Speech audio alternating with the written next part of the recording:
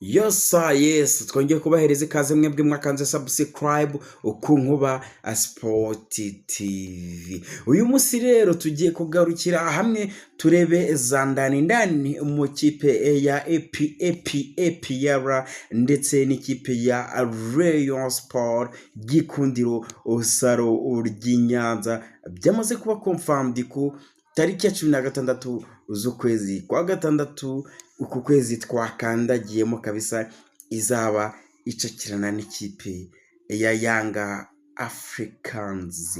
Iyi kipe rero yabitangaje ibinyujije ku rubuga rwa Twitter ndetse na Instagram ari rwo Yanga Africa Sport Club. Ntabwo turi bugarukire aho ngaho gusa, ahubwo turarebera hamwe uko Sekiganda Muganda ukina gatandatu wa mugani wa taifa ni Mukata Awumeme warangije gusinyira ikipe ya APR ndetse akaba yarasinye mu kwezi kwa mbere rwose, ariko kubw'umutekano ndetse no kwirinda imvururu z'abafana b'ikipe ya Villa Sport Club yavuyemo Hakimu Kiwanuka. Baravuga ngo ntabwo wadukuramo Hakimu Kiwanuka noneho ngwite ujyana na kapiteni wacu ariwe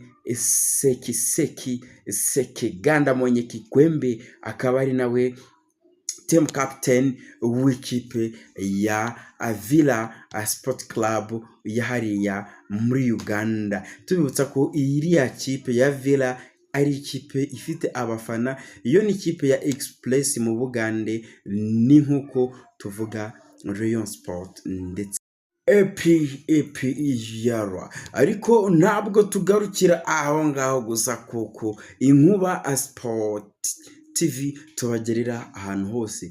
Tugiye gusimbukira ahantu bita mu Nzovi. Ibyo umutoza mushya bamaze igihe kitageze ku cyumweru basinyishije Muzehe Hamia Lotfi, umutoza bakuye mu ikipe ya Mukura, watangiye gushyira akaboko ke muri recruitment za Murera. Ariko abayobozi bakamubwira ngo iyi kipe ntabwo ari nka Mukura, ngo urayubaka nk'ukuntu wubatse Mukura by'igihe kirekire. Ntabwo hano wasinye imyaka 3, dore wasinye umwaka umwe. Wowe ntukagure abakinnyi badafite izina cyangwa se abakinnyi batamenyereye amakompetisiyo, kuko ahangaha no kubitwa 3 ntabwo zitwaza ngo ntabwo undamenyera, ni mube mumpaye akanya gato. Uzakubitwa rimwe abafana abasakuze n'abayobozi ubone utangiye kubahamagara ntibitabe.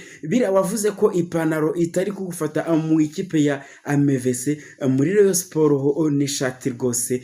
Ndakubwiza ukuri ko byazaza kugorana, ariko sinkaguce intege Muzehe Lotfi. Ariko umva inama abayobozi bakubwira, wowe bashakira ibyataka by'ibijigo hariya maze bigende biwukasa. Ariko kubabwira ngo njyewe ndamuzi, ngo Gakwere Leonard nubwo ari muri Bugesera ariko muzanye muri Murera yawuhamya anshuti. Hari abaje benshi cyane bawuhamyaga ndetse na cyane, ariko bagera muri isaro ry'Inyanza Rayon Sport Murera izacakirana n'ikipe ya Yanga Africans muri.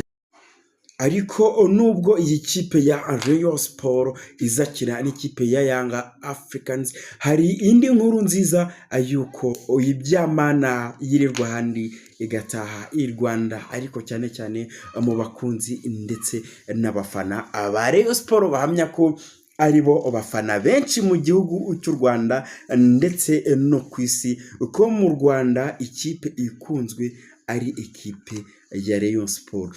Iyi kipe nkuru nziza rero irimo nuko ishobora kudakina ijonjora rya mbere nkamwe byayibayeho umwaka wa 2023 ikina na Al Hilal Benghazi. Muribuka ko yatangiriye ku ijonjora rya kabiri, isabwa gukubita ikipe ya Al Hilal Benghazi ikongera ikogoga amatsinda. Ibi byose birabaye kuko amakipe yose azakina CAF Confederation akenshi burya aba ari mashyashya. Rero ibi ngibi byongeye kuba ku ikipe ya Rayon Sport, aho babonye amakipe yose azakina iyi CAF Confederation Cup ari amavubuka, babona nyamara Rayon Sport yarigeze gukandagira mu matsinda ndetse ikaharenga, bikaba byabaye impamo rero uko Murera izakomereza mu gice cya kabiri izitagura